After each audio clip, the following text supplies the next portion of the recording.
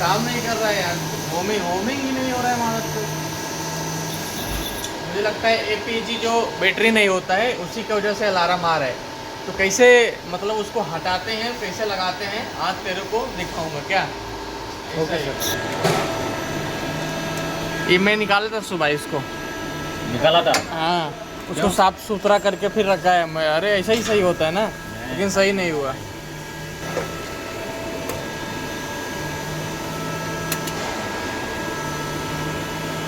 और नॉर्मल है ना, निकाल के चेंज कर दो, लगा दो उसमें, है कि नहीं? नॉर्मल नहीं, पैरामीटर में ना सेट करना पड़ता है वार्मिंग के लिए। अच्छा, पैरामीटर में क्या? हाँ। वो तो मेंटेनेंस वाले ही करेंगे। एक पैरामीटर ये हो गया ना, हाँ तुमको 1 मिनट के लिए सोचा है, बाद हाँ। में एक पैरामीटर में ऑन हो गया, हाँ बाद में तुम क्या बैठेंगे, फिर टाइम वेस्ट हो जाएगा।